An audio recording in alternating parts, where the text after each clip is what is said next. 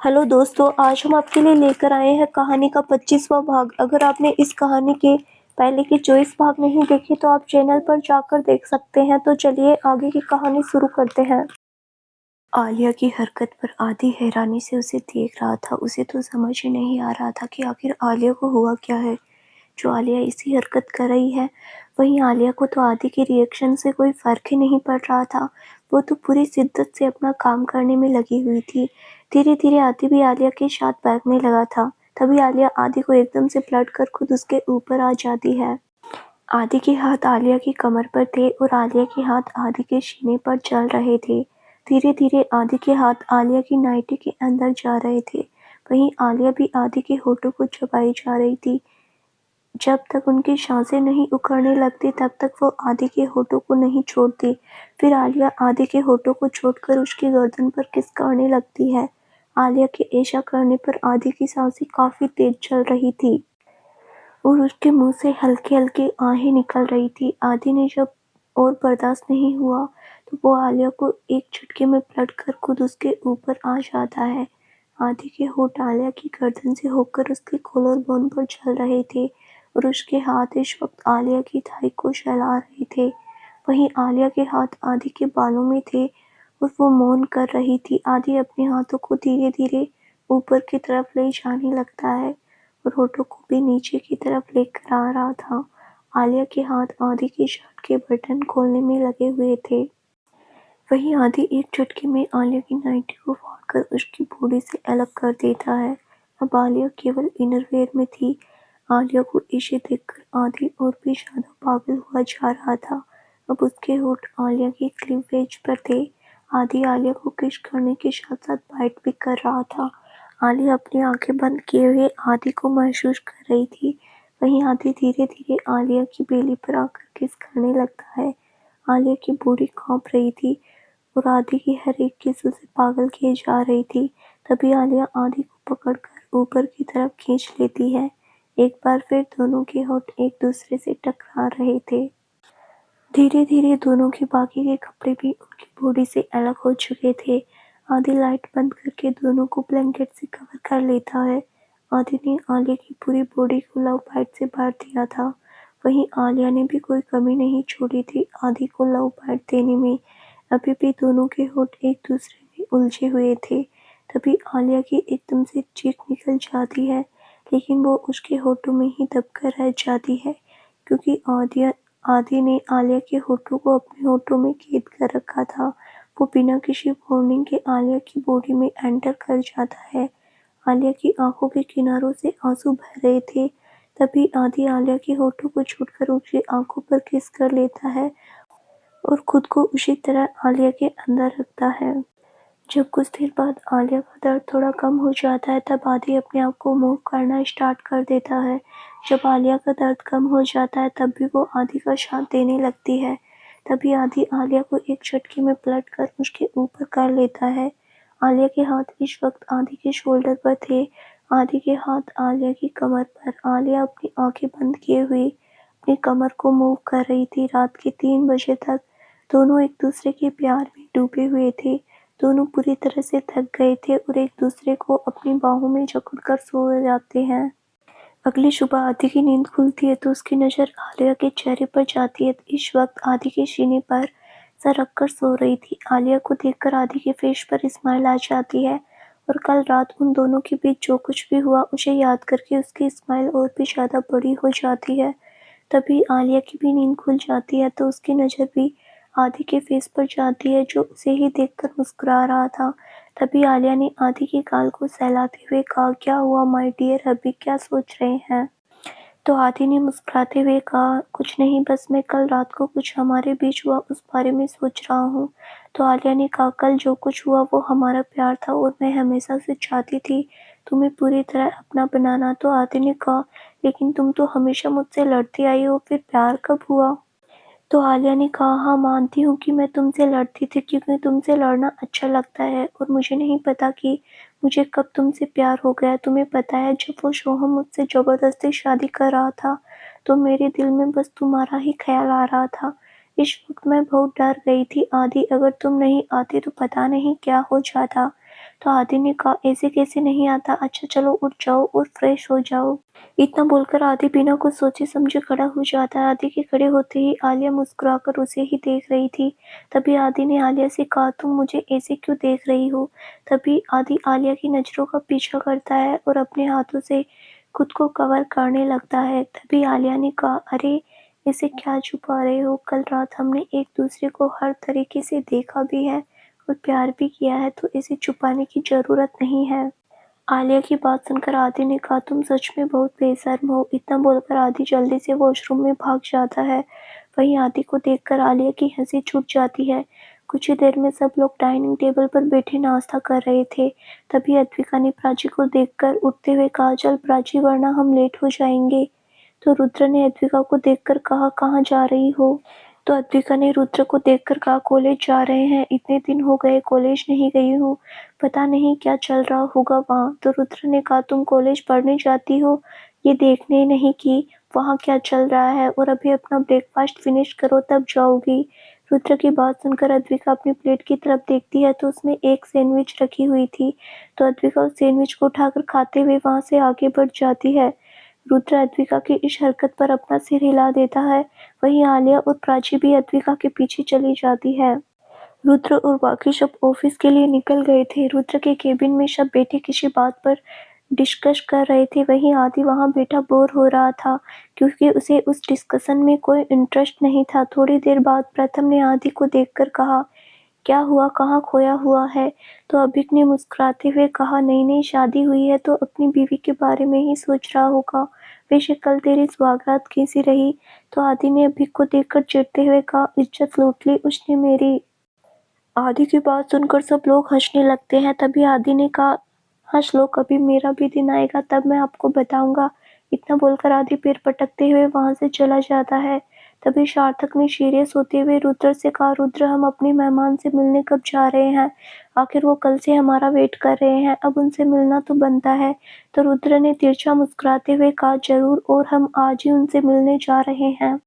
वहीं दूसरी तरफ कनिका कश्यप और निखिल दोनों बौखलाए हुए थे क्योंकि कृतिका का कुछ पता नहीं चल रहा था। वो एयरपोर्ट के लिए निकली थी लेकिन बीच रास्ते में ही कहीं गायब हो गई थी। तभी कनिका ने निखिल से कहा मैंने कहा था ना ये लड़की किसी काम की नहीं, पता नहीं कहाँ गायब हो गई। तो निखिल ने कहा मोम आप टेंशन मत लीजिए, मैं पता करने की कोशिश कर रहा हूँ। वहीं एक अंधेरे कमरे में एक लड़की चेयर पर बंधी हुई थी और वो खुद को छुड़ाने के लिए चिल्ला रही थी, लेकिन उसकी आवाज़ सुनने वाला वहाँ कोई नहीं था। तभी उस रूम का डोर खुलता है और 4 परछाइयाँ अंदर आती है। उनमें से एक परछाई जाकर राजा की तरह एक चेयर पर बैठ जाती है। तभी रुद्र ने कड़क आवाज में कहा तुम इस कृतिका, तुम अपने किए की सजा के लिए बिना कहाँ भागकर जा रही थी। रुद्र की आवाज़ सुनकर ही कृतिका अंदर तक कांप जाती है, लेकिन वो अपने डर को अपने फेस पर नहीं आने देती। कृतिका ने रुद्र से कहा रुद्र मुझे यहाँ से जाने दो, मैंने ऐसा कुछ नहीं किया। तो रुद्र ने बिना किसी एक्सप्रेशन के कहा तुमने मेरी जान की जान के साथ खेलने की कोशिश की है, उसकी सजा तो तुम अपनी जान देकर भी पूरी नहीं कर पाओगी। अब तुम्हें तुम्हारे किए की सजा मिलेगी और बहुत जल्द तुम्हारे साथी भी यहाँ होंगे। इतना बोलकर रुद्र वहां से चला जाता है। वहीं रुद्र के जाने के बाद कृतिका का टॉर्चर शुरू हो जाता है और उस रूम में कृतिका के चीखने की आवाज़ शुरू हो जाती है। दिन गुजर रहे थे और साथ ही साथ कार्तिक और अभि के शादी के फंक्शन शुरू हो गए थे। वहीं कोई था जो अपने मकसद को अंजाम देने के लिए तैयारी कर रहे थे। आज शादी थी तो घर में काफी चहल पहल थी। वहीं किसी ने आज का ही दिन चुना था रुद्र को कमजोर करने के लिए।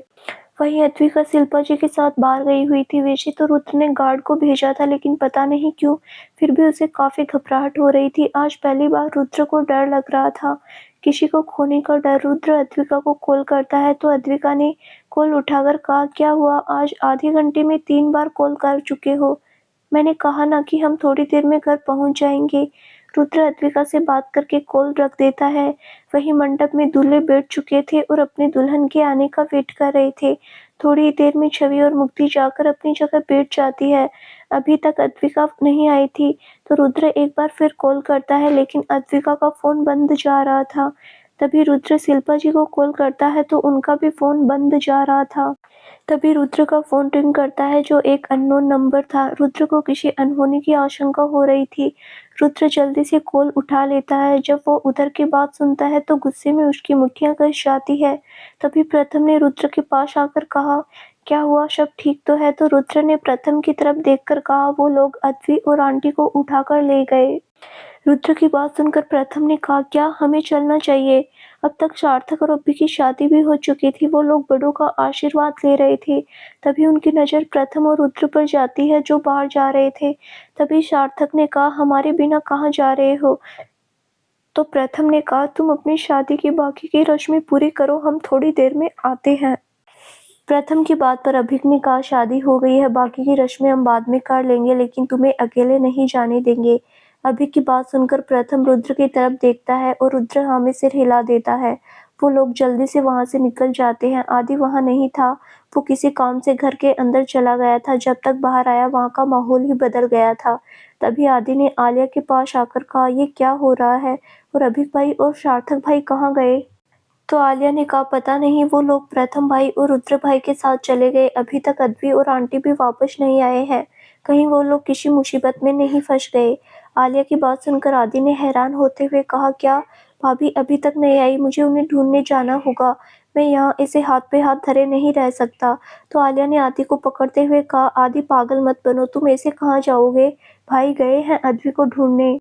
तो आदि ने आलिया को देखकर कहा, तो क्या तुम चाहती हो मैं ऐसे ही यहाँ बैठा रहूं? तभी दादाजी ने आदि के पास आकर कहा, आदि शांत हो जाओ, रुद्र और बाकी लोग आ जाएंगे।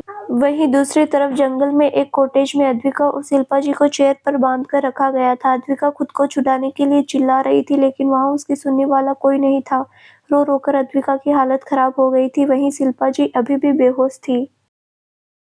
वहीं बाहर बैठी एक औरत ने अपने कान पर हाथ रखते हुए कहा, कितना चिल्लाती है ये, वो रुद्र कैसे बर्दाश्त करता है इसे? तो एक लड़के ने कहा, वो इतनी कमाल की है कि उसे कोई भी जिंदगी भर बर्दाश्त कर लेगा, बदले में उसे उसका खूबसूरत जिस्म जो मिलेगा। तो उस औरत ने उस लड़के से गुस्से में कहा, उसके जिस्म की गुणगान करना बंद करो निखिल, वो हमारी कामयाबी की एक चाबी है और अभी उसे दूर ही रहना। अगर उस क्षण की रुद्र को पता चला तो वो पगला जाएगा और हम में से किसी को नहीं छोड़ेगा।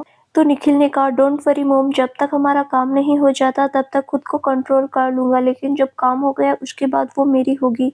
कुछ देर बाद रुद्र की गाड़ी वहां आकर रुकती है। रुद्र को देखकर कनिका के फेस पर स्माइल आ जाती है। उसने रुद्र को देखकर कहा, मुझे पता था तुम जरूर आओगे अपनी जान से प्यारी बीवी को बचाने, और देखो तुम आखिर आ ही गए। तो रुद्र ने गुस्से में अपने दांत पीसते हुए कहा, मेरी बीवी कहाँ है? तो कनिका ने हंसते हुए कहा, वो भी मिल जाएगी, लेकिन उससे पहले हमें जो चाहिए वो दे दो, फिर आपकी बीवी और शिल्पा जी को ले जाओ। तो प्रथम ने गुस्से में कहा, क्या चाहिए तुम्हें?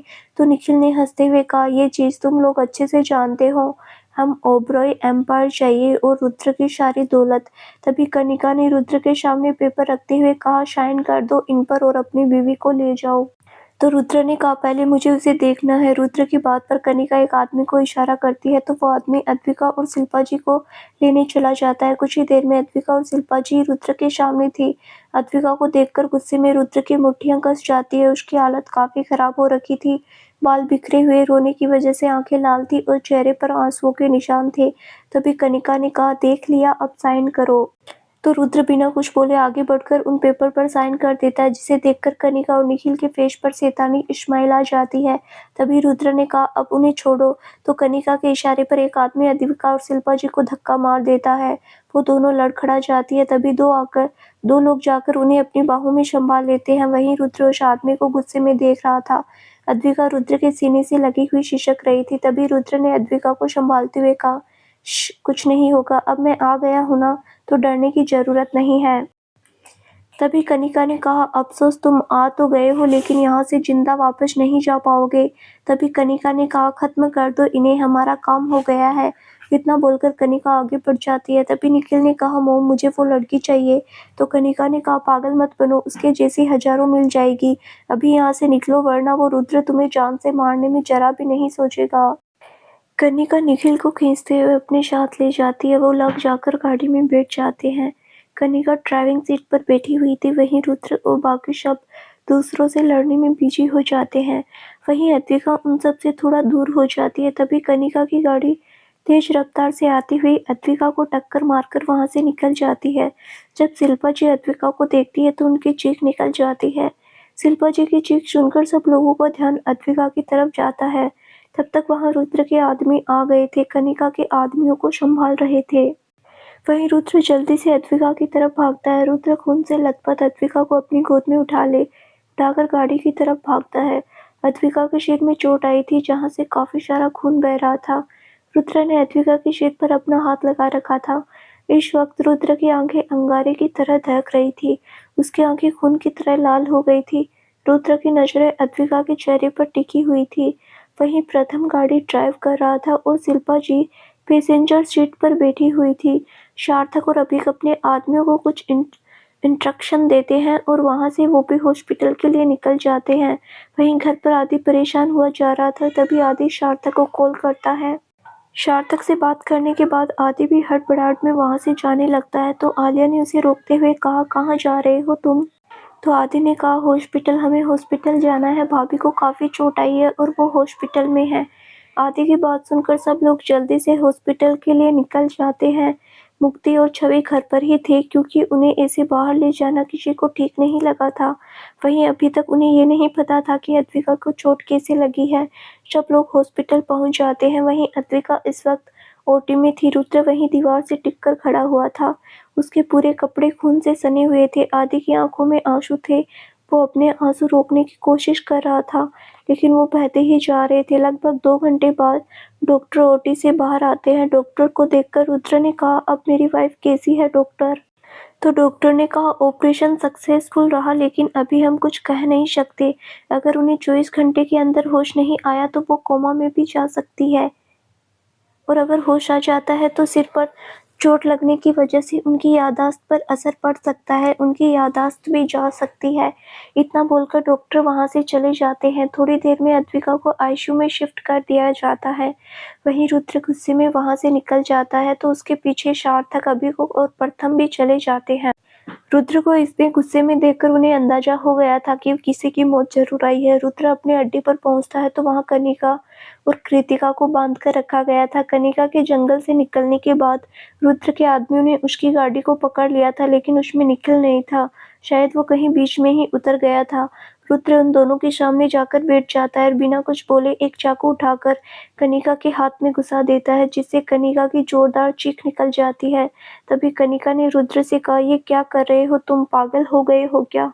कनिका की बात सुनकर रुद्र कोई जवाब नहीं देता। वो दूसरे हाथ में भी चाकू घुसा देता है, जिससे एक बार फिर कनिका की चीख निकल जाती है। वहीं कृतिका की हालत पहले से ही काफी खराब थी। उसे भी काफी टॉर्चर किया गया था, लेकिन मरने नहीं दिया था। कनिका को देखकर कृतिका और भी बुरी तरह कांपने लगती है। वहीं रुद्र तो बस उस चाकू को निकालकर बार बार कनिका की बॉडी में घुसा रहा था। इस वक्त उसके फेस पर कोई एक्सप्रेशन नहीं थी, बस आंखें उसकी खून की तरह लाल थी। वो इस वक्त किसी साइको की तरह लग रहा था। तभी कनिका ने चिल्लाते हुए कहा, ऐसे तड़पाना बंद करो, अगर मारना है तो एक झटके में मार दो। तो रुद्र ने कहा, नहीं, तुम्हें मैं ऐसे नहीं मारूंगा। तुमने जो मेरी बीवी के साथ किया है उसकी सजा तुम्हें तड़पा तड़पा कर मिलेगी। तुमने जो मेरे माँ बाप के साथ किया उसकी सजा भी बाकी है। जब तक तुम्हारे खून का एक एक कतरा नहीं बह जाता तब तक तुम्हें मौत नहीं आने दूंगा। इतना बोलकर रुद्र ने अपने गार्ड की तरफ देखकर कहा, इसे इतना टॉर्चर करो कि इसके खून का एक एक कतरा बह जाए, लेकिन ये मरे ना, और इसके बेटे को ढूंढो और लेकर आओ उसे। तो गार्ड अपना सिर हिला देते हैं। वहीं प्रथम आगे बढ़कर रुद्र को पकड़कर वहां से ले जाता है। अब रुद्र के कपड़ों पर अद्विका के खून के साथ कनिका का भी खून लगा हुआ था। उसके चेहरे पर भी खून के छींटे थे। तभी प्रथम ने रुद्र से कहा, पहले घर चलकर कपड़े चेंज कर तब हॉस्पिटल जाना। फिर प्रथम रुद्र को लेकर घर के लिए निकल जाता है। सार्थक और अभिक भी उन दोनों के साथ ही थे। कुछ देर बाद उनकी गाड़ी ओबरॉय प्लेस के सामने रुकती है, तो रुद्र जल्दी से गाड़ी से निकलकर अंदर चला जाता है। छवि और मुक्ति हॉल में ही बैठी थी। जब उनकी नज़र रुद्र पर जाती है तो वो एकदम से कांप जाती है, क्योंकि इस वक्त रुद्र बिल्कुल राक्षस लग रहा था। रुद्र बिना किसी की तरफ ध्यान दिए सीधा अपने रूम की तरफ चला जाता है। वहीं प्रथम, सार्थक, अभिक भी पीछे से आ जाते हैं। वो लोग भी चेंज करने अपने रूम में चले जाते हैं, क्योंकि उन्होंने अभी भी शादी वाले कपड़े ही पहने हुए थे। वहीं छवि और मुक्ति भी उनके पीछे चली जाती है। मुक्ति ने रूम में पहुंचकर अभिक से कहा, भाभी कैसी है? तो अभिक ने मुक्ति को देखकर कहा, उनका ऑपरेशन हो गया है, उन्हें अभी अंडर ऑब्जर्वेशन में रखा गया है, 24 घंटे बाद ही डॉक्टर कुछ बता सकते हैं। इतना बोलकर अभिक अपने कपड़े लेकर वॉशरूम में चला जाता है। वहीं सार्थक के रूम में छवि ने सार्थक से कहा, मैं भी तुम्हारे साथ हॉस्पिटल चलती हूँ। तो सार्थक ने मना करते हुए कहा, नहीं, तुम यहीं रुको, रात तक मोम और बाकी सब आ जाएंगे। इतना बोलकर सार्थक रूम से बाहर चला जाता है। प्रथम और अभिक भी आ गए थे। रुद्र के आने के बाद वो लोग हॉस्पिटल के लिए निकल जाते हैं। रुद्र, प्रथम, अभिक और सार्थक के साथ हॉस्पिटल पहुंच जाता है। अद्विका को होश नहीं आया था। रुद्र ने बाकी सब की तरफ देखकर कहा, आप लोग घर जाइए, मैं और प्रथम यहाँ है। रुद्र की बात सुनकर आदि ने जिद करते हुए कहा, नहीं भाई, मैं यहाँ से कहीं नहीं जाऊंगा, मैं भी यहीं रुकूंगा भाभी के पास। तो रुद्र ने आदि की तरफ देखकर कहा, आदि जिद मत करो, चुपचाप घर जाओ, अद्विका को अभी होश नहीं आया है, तुम सुबह फिर आ जाना। तो आदि ने फिर से जिद करते हुए कहा, नहीं भाई, मैं कहीं नहीं जा रहा हूँ। तो इस बार रुद्र ने कड़क आवाज में कहा, आदि, तुम कोई छोटे बच्चे नहीं हो जो इस तरह से जिद पर अड़े हुए हो, चुपचाप घर जाओ, सुबह आ जाना। रुद्र की बात सुनकर आदि ने कहा, भाई आप बहुत बुरे हो, एक बार भाभी को ठीक होने दो, फिर मैं आपको उनके आसपास भी नहीं आने दूंगा। इतना बोलकर आदि वहां से चला जाता है। तभी रुद्र ने सार्थक और अभि की तरफ देखकर कहा, तुम सबको घर ले जाओ। तो वो दोनों अपना सिर हिला देते हैं और वहां से सबको लेकर घर के लिए निकल जाते हैं। सबके जाने के बाद रुद्र अद्विका के वार्ड में चला जाता है। रुद्र अंदर जाकर देखता है, अद्विका बेजान सी मशीनों में घिरी बेड पर लेटी हुई थी। उसके सिर पर पट्टी बंधी हुई थी, हाथ में भी फ्रैक्चर हुआ था।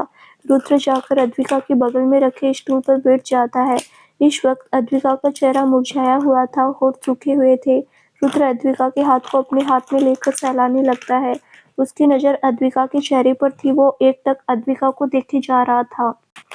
तभी पीछे से प्रथम ने आकर रुद्र के कंधे पर हाथ रखते हुए कहा, चिंता मत कर, वो ठीक हो जाएगी, तू भी थोड़ी देर आराम कर ले। तो रुद्र ने अद्विका के फेस को देखते हुए कहा, नहीं, तू जाकर आराम कर ले, मैं यहीं ठीक हूँ।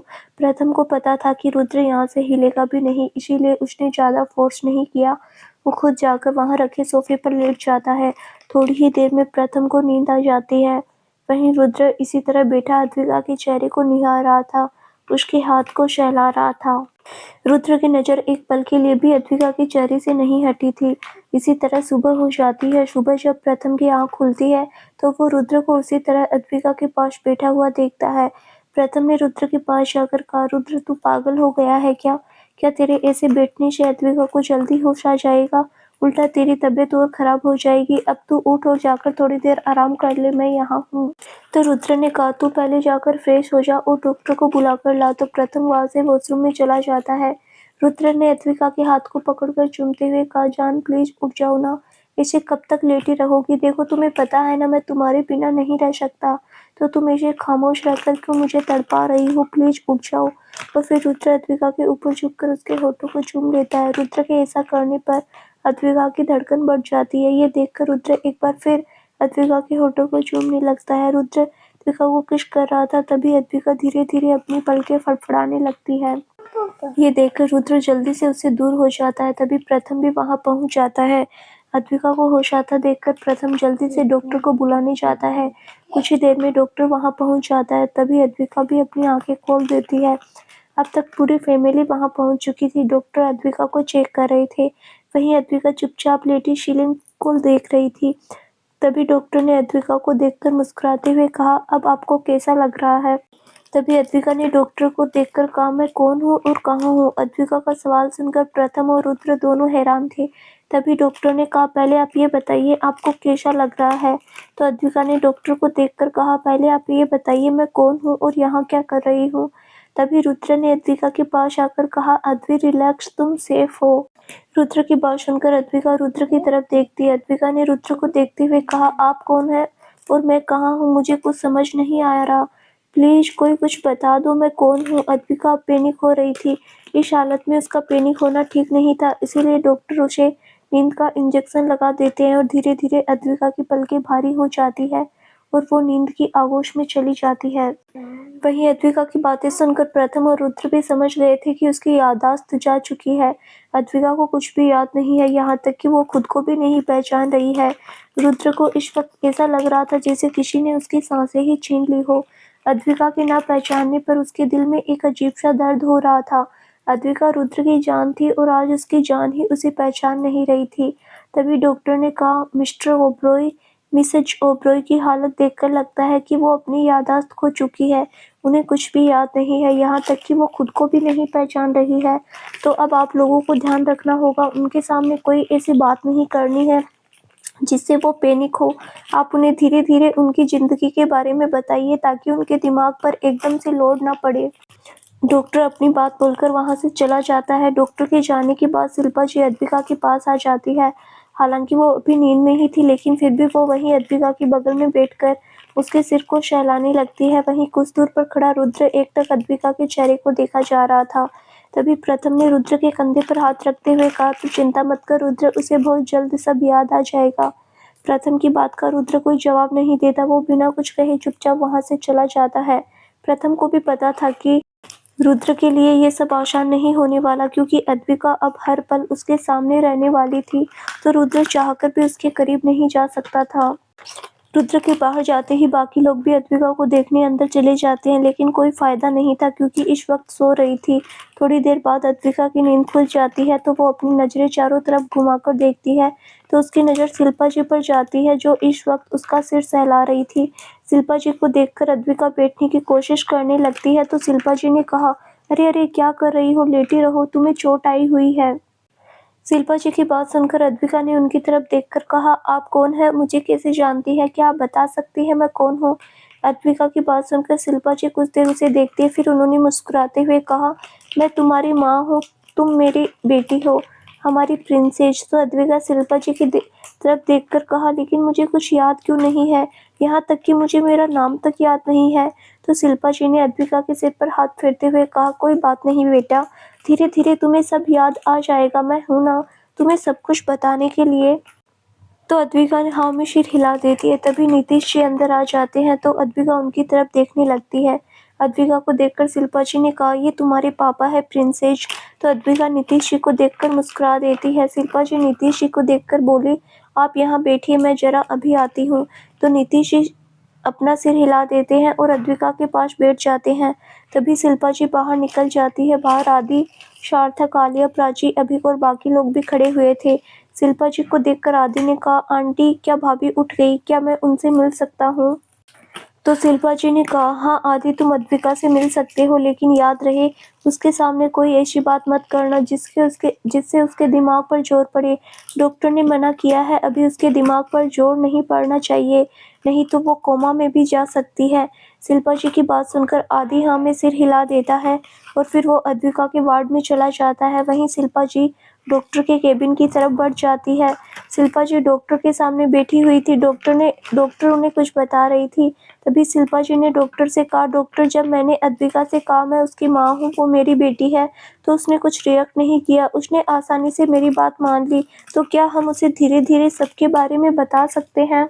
तो डॉक्टर ने शिल्पा जी से कहा, उन्होंने आपकी बात मान ली क्योंकि उन्हें ये तो पता था कि उनके पेरेंट्स हैं, लेकिन वो उन्हें पहचान नहीं रही थी। जब आपने उन्हें बताया कि आप उनकी माँ है तो उन्होंने मान लिया, लेकिन अगर आप उन्हें सब कुछ बताएगी तो हो सकता है वो बिलीव ना करे और पैनिक करने लगे। एक अगर ऐसा हुआ तो उनकी तबीयत और बिगड़ जाएगी और हो सकता है कि वो कोमा में चली जाए। इसीलिए उन्हें थोड़ा वक्त दीजिए और धीरे धीरे उनकी याददाश्त वापस आ जाएगी। डॉक्टर की बात सुनकर शिल्पा जी अपना सिर हिला देती है और वहाँ से चली जाती है। वहीं रुद्र इस वक्त अपने ऑफिस में था। वो अपनी केबिन के ग्लास पोल के सामने खड़े होकर शिगार के कस लेते हुए पूरे शहर को देख रहा था। तभी प्रथम ने उसके पास आकर कहा, रुद्र तू ठीक तो है, तू अचानक यहाँ क्यों चला आया, रात भर तू सोया नहीं है, तो घर जाकर थोड़ा आराम कर ले। तो रुद्र ने सामने देखते हुए कहा, मैं ठीक हूँ, तू मेरी चिंता मत कर। तो प्रथम ने रुद्र के पास जाकर कहा, दिखाई दे रहा है कितना ठीक है तू, हालत देखी है अपनी क्या हो रखी है। तो रुद्र ने प्रथम की तरफ देखकर कहा, कुछ नहीं हुआ, तू हॉस्पिटल जा, मेरी मीटिंग है, मैं उसे अटेंड करने जा रहा हूँ। तो प्रथम ने रुद्र को देखकर कहा, तू हॉस्पिटल नहीं चलेगा। तो रुद्र ने कुछ देर रुककर कहा, नहीं। इतना बोलकर रुद्र केबिन से निकलकर कॉन्फ्रेंस रूम में चला जाता है। प्रथम अच्छी तरह समझ रहा था कि रुद्र हॉस्पिटल क्यों नहीं जाना चाहता। जब हम किसी इंसान से अपनी जान से ज़्यादा प्यार करते हैं और वही इंसान हमें पहचानने से इनकार कर दे, तो हमारे दिल में बहुत दर्द होता है। वही हाल अभी रुद्र का था, इसीलिए वो अभी अद्विका के सामने नहीं जाना चाहता था। उसके लिए यही बहुत था कि उसकी जान अब सेफ है। वहीं प्रथम वहाँ से हॉस्पिटल के लिए निकल जाता है। बाकी लोग अद्विका से मिलकर घर जा चुके थे। अद्विका को अभी कुछ दिनों के लिए हॉस्पिटल में ही रखा गया था। एक हफ्ते बाद अद्विका को डिस्चार्ज मिलने वाला था। प्रथम अद्विका के वार्ड में पहुंचता है तो देखता है अद्विका अभी भी सो रही थी और शिल्पा जी उसके बगल में बैठी हुई थी। प्रथम जाकर शिल्पा जी के बगल में खड़ा हो जाता है। उसकी नज़र अद्विका के चेहरे पर थी। प्रथम ने अद्विका को देखते हुए शिल्पा जी से कहा, मॉम डॉक्टर ने क्या कहा? तो शिल्पा जी ने प्रथम की तरफ देखकर कहा, यही कि अभी हम अद्विका के दिमाग पर ज़्यादा प्रेशर नहीं डाल सकते, उसे धीरे धीरे सब बताना होगा। प्रथम ने शिल्पा जी की तरफ देखकर कहा, और उसकी याददाश्त वो कब वापस आएगी? तो शिल्पा जी ने कहा, उसका कुछ नहीं कहा जा सकता, 6 महीने या 1 साल या उससे भी ज़्यादा वक्त लग सकता है। तो प्रथम ने शिल्पा जी की तरफ देखकर कहा, लेकिन मोम तब तक रुद्र का क्या होगा? आपको पता है ना अद्वि उसके लिए क्या मायने रखती है? वो उसके बिना कैसे रहेगा? जब वो उसे पहचानेगी ही नहीं तो उसे कैसे लगेगा? तो शिल्पा जी ने प्रथम का हाथ पकड़ते हुए कहा, हम कोशिश करेंगे कि अद्विका की याददाश्त जल्दी वापस आ जाए और फिर उसे रुद्र के बारे में बता देंगे। तो प्रथम ने कहा, अगर उस वजह से अद्विका की हेल्थ पर असर पड़ा फिर हम क्या करेंगे? तो शिल्पा जी ने कहा, अभी हम उसे कुछ नहीं बताएंगे, कुछ टाइम बाद फिर देखते हैं क्या होता है। प्रथम वहीं बैठकर शिल्पा जी से बात करने लगता है। तभी कुछ देर बाद अद्विका अपनी आंखें खोलती है तो प्रथम ने अद्विका को देखकर कहा, अब कैसा फील हो रहा है बच्चा? अद्विका प्रथम को कन्फ्यूजन से देख रही थी, क्योंकि जब उसे होश आया था तब से उसने प्रथम को नहीं देखा था, इसलिए वो प्रथम को पहचान नहीं रही थी। तो शिल्पा जी ने अद्विका से कहा, ये तुम्हारा भाई है प्रिंसेस? तो अद्विका ने प्रथम की तरफ देखकर मुस्कुराकर कहा, पहले से अच्छा लग रहा है भाई। प्रथम वही अद्विका के पास बैठ जाता है, उससे बातें करने लगता है। आज का दिन ऐसे ही निकल जाता है, रात हो जाती है। रुद्र पूरे दिन भर हॉस्पिटल नहीं आया था। रात को अद्विका के वार्ड का दरवाजा खुलता है। एक परछाई उस वार्ड के अंदर आती है। वो परछाई अद्विका के बेड के पास जाकर रुक जाती है। तभी कोई उस परछाई के कंधे पर हाथ रखता है तो वो पीछे पलटकर देखती है तो पीछे प्रथम अपने हाथ बंधे खड़ा उसे ही देख रहा था। प्रथम ने कहा, मुझे पता था तुम जरूर आओगे, इसीलिए मैं यहाँ रुक गया था, वरना मोम रुकने वाली थी। वो कोई और नहीं रुद्र था। रुद्र ने प्रथम को देखकर बिना किसी भाव के कहा, जाओ यहाँ से। रुद्र की बात सुनकर प्रथम उसे हैरानी से देखता है और अपना सिर हिलाकर वहां से चला जाता है। प्रथम के जाते ही रुद्र अपने कदम अद्विका की तरफ बढ़ा देता है।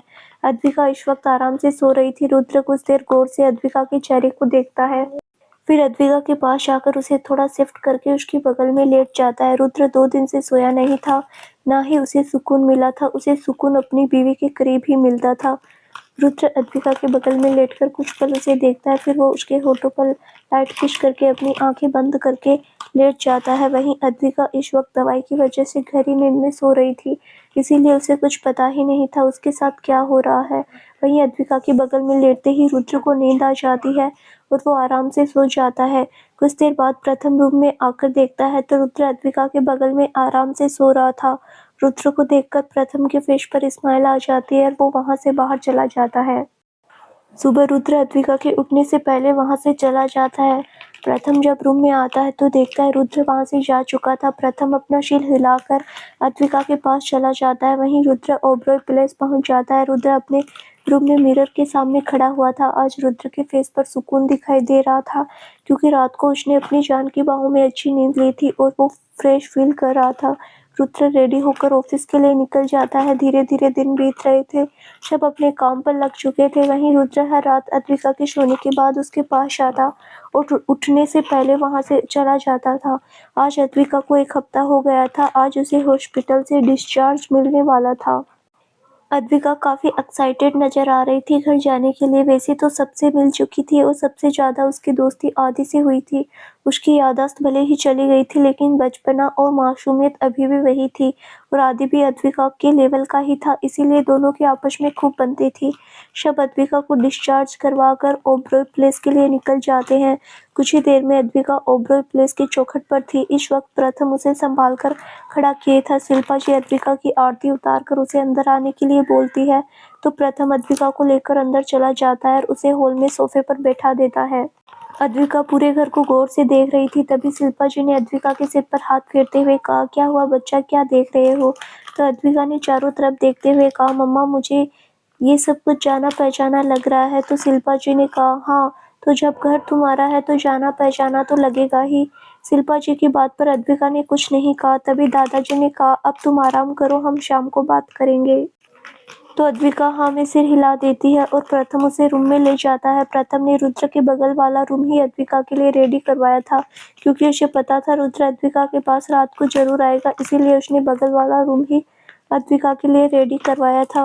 प्रथम अद्विका को अच्छे से लिटा कर नीचे चला जाता है। तभी सिया ने प्रथम से कहा, भाई, रुद्र भाई कहाँ है? उन्हें हमने 1 हफ्ते से नहीं देखा है, ना ही वो भाभी को देखने हॉस्पिटल आए हैं। पता नहीं कब घर आकर कब चले जाते हैं। तो प्रथम ने कहा, वो ऑफिस में होगा, मैं उससे बोल दूंगा कि तू उसे याद कर रही थी। तभी सिया ने कहा, भाई मैं तो याद कर ही रही हूँ, लेकिन उन्हें भाभी से भी तो मिलने आना चाहिए, वो तो भाभी को एक बार भी देखने नहीं आई। तो प्रथम ने कहा, डोंट वरी, मैं उसे बोल दूंगा। तो सिया ने कहा, बोलना नहीं, उन्हें डांटना है, इतने दिनों से वो गायब है। तो प्रथम ने कहा, एक काम करना, जब वो घर आए तो तू उसे डांटना, क्योंकि मेरे उसे डांटने की हिम्मत नहीं है। इतना बोलकर प्रथम अभी और सार्थक के साथ ऑफिस के लिए निकल जाता है। प्रथम ऑफिस पहुंचकर रुद्र के केबिन में जाकर देखता है तो रुद्र किसी फाइल को रीड कर रहा था। प्रथम ने रुद्र के पास जाकर कहा, और कितने दिनों तक तू यूं ही अद्विका से दूर भागता रहेगा? प्रथम की बात सुनकर रुद्र अपना सिर उठाकर देखता है तो प्रथम उसके सामने ही खड़ा हुआ था। रुद्र प्रथम की बात को इग्नोर करके फिर से अपना सिर फाइल में घुसा लेता है। तो प्रथम ने अपना सिर हिलाते हुए कहा, देख, मैं समझ सकता हूँ तू उससे दूर क्यों भाग रहा है, लेकिन ये प्रॉब्लम का सॉल्यूशन नहीं है। तू जितना हो सके अद्विका के करीब रहना चाहिए, लेकिन तू उसके करीब रहने की जगह दूर भाग रहा है। तो रुद्र ने प्रथम को देखकर कहा, और तुझे ऐसा क्यों लगता है कि मैं उससे दूर भाग रहा हूँ? हर रात उसके साथ ही होता हूँ। तो प्रथम ने चिढ़ते हुए कहा, कभी दिन में भी चला जाया कर जब वो जागती है। वहीं घर पर अद्विका अपने रूम में बैठी कुछ कर रही थी। तभी प्राची और सिया उसके पास पहुंच जाते हैं। प्राची को देखकर अद्विका ने कहा, भाभी, आप यहाँ, कुछ काम था? अद्विका के मुंह से अपने लिए भाभी सुनना प्राची को थोड़ा अजीब लगता था, लेकिन अभी तो उसे ये शब्द इग्नोर करना था। तभी सिया ने कहा, कुछ काम नहीं था, बस आपसे बात करने का मन हो रहा था तो आ गए, वैसे भी हॉस्पिटल में तो इतना टाइम ही नहीं मिलता था। तो अद्विका ने मुंह बनाते हुए कहा, हाँ, हॉस्पिटल में पड़े पड़े मेरा दिमाग ही खराब हो गया था। जब से घर आई हूँ तब से अच्छा लग रहा है। वो लोग बैठकर आराम से बातें कर रहे थे। तभी आदि भी वहां टपक पड़ता है। आदि को देखकर अद्विका ने कहा, तुम कहाँ गायब थे? मैं कब से तुमसे मिलना चाह रही थी। तो आदि ने मुंह बनाते हुए कहा, अब मैं शादीशुदा हूँ भाई, तो बीवी को भी टाइम देना पड़ता है। अगर बीवी को टाइम नहीं दूंगा तो वो मुझे छोड़कर भाग जाएगी, फिर मैं क्या करूंगा? तो अद्विका ने कहा, ऐसे कैसे भाग जाएगी? हम फिर से उसे पकड़ लाएंगे और उसे बांध कर रख देंगे। तो आदि ने अद्विका को चुप करवाते हुए कहा, आपने मेरे सामने तो बोल दिया, लेकिन मेरी बीवी के सामने मत बोलना कि मैं आपके साथ मिलकर उसे बांधने की प्लानिंग कर रहा हूँ, वरना वो मुझे कूट डालेगी। तो पीछे से आलिया ने आकर कहा, अगर बीवी का इतना ही डर है तो थोड़ा सुधर भी जाओ, अपनी हरकतें सुधार लो जो अभी भी बच्चों वाली है। आलिया की आवाज़ सुनकर आदि और अद्विका दोनों की आंखें बड़ी हो जाती है। तभी अद्विका ने आलिया को देखकर हंसते हुए कहा, आप गलत समझ रही है, हम तो आपकी तारीफ कर रहे थे। अद्विका की बात सुनकर प्राची आंखें फाड़कर उसे ही देख रही थी। आखिर उसकी दोस्त कैसी है जो बुराई करने के बाद बोल रही है कि वो उसकी तारीफ कर रही है। तभी अद्विका ने आदि और सिया से कहा, क्या तुम दोनों मुझे घर दिखा सकते हो? मुझे घर के बारे में कुछ याद ही नहीं है। अगर मैं खो जाऊंगी तो कैसे मिलूंगी? ये घर काफी बड़ा है। तो आदि और सिया ने कहा, जरूर, ये भी कोई पूछने वाली बात है। फिर वो तीनों वहां से चले जाते हैं। वहीं प्राची अद्विका को देखकर मुस्कुरा रही थी, क्योंकि भले ही उसकी याददाश्त चली गई थी, लेकिन उसका बचपना और मासूमियत अभी भी वैसी की वैसी ही थी। वहीं आदि और सिया अद्विका को घर दिखा रहे थे। तभी वो लोग अद्विका को पेंटिंग रूम में ले जाते हैं। उस रूम में अद्विका की बनाई हुई सारी पेंटिंग रखी हुई थी। अद्विका ने उन पेंटिंग को देखकर कहा, ये कितनी खूबसूरत है पेंटिंग। तो शिया ने कहा, हाँ, और ये सब आपने ही बनाई है। शिया की बात सुनकर अद्विका हैरान थी। उसे तो ऐसा कुछ याद ही नहीं था कि वो कभी पेंटिंग भी करती थी। तो अद्विका ने खुश होते हुए कहा, फिर तो मुझे एक बार फिर पेंटिंग बनाना शुरू करना चाहिए। तो आदि ने कहा, बिल्कुल, लेकिन जब आपकी तबीयत बिल्कुल ठीक हो जाए तब। तो अद्विका ने कहा, हाँ, पहले तो मुझे ये प्लास्टर निकलवाना पड़ेगा, तब तो कुछ कर पाऊंगी। तभी आदि ने कहा, अच्छा, आज के लिए इतना ही काफ़ी है, अब आप चलिए और आराम करिए। अगर घर में किसी बड़े को पता चल गया कि आप ऐसे घूम रहे हो तो हमें बहुत डांट पड़ेगी। तो अद्विका हाँ में सिर हिला देती है। फिर आदि उसे अद्विका के रूम में छोड़ देता है। शाम को सब लोग हॉल में बैठे हुए थे। सार्थक और अभि की शादी की बाकी की रस्मों की बातें कर रहे थे। सार्थक और अभि की शादी के बाद की रस्में अभी तक नहीं हुई थी, तो सब लोगों ने डिसाइड किया था कि बाकी की रस्में अब पूरी की जाएगी। वहीं अद्विका ये बात सुनकर काफ़ी एक्साइटेड थी। तभी उसकी नज़र डोर पर जाती है, जहाँ से अभी प्रथम, रुद्र, सार्थक और अभि अंदर आ रहे थे। उन लोगों को देखकर अद्विका के फेस पर स्माइल आ जाती है, लेकिन रुद्र को देखकर वो कंफ्यूज थी, क्योंकि उसने रुद्र को कभी देखा नहीं था, इसीलिए वो उसे कंफ्यूजन नज़रों से देख रही थी। प्रथम ने अद्विका के पास आकर उसके सिर को सहलाते हुए कहा, कैसा है मेरा बच्चा? तो अद्विका ने मुस्कुराते हुए कहा, अच्छी हूँ भाई। तभी अद्विका ने रुद्र की तरफ देखकर कहा, भाई ये क्या आपके दोस्त हैं? अद्विका के सवाल को सुनकर सब लोग रुद्र और उसकी तरफ देखने लगते हैं। वहीं रुद्र भी अद्विका को ही देख रहा था। आज प्रथम रुद्र को जबरदस्ती घर ले आया था। अद्विका की बात सुनकर आदि ने कहा, एंजल ये मेरे भाई हैं। आदि की बात सुनकर अद्विका ने रुद्र को देखकर कहा, अच्छा तो इसका मतलब ये मेरे भी भाई हुए। अद्विका की बात सुनकर आदि एकदम से खांसने लगता है। वहीं रुद्र अद्विका को घूरकर देख रहा था। बाकी सब भी हैरानी से अद्विका को देख रहे थे।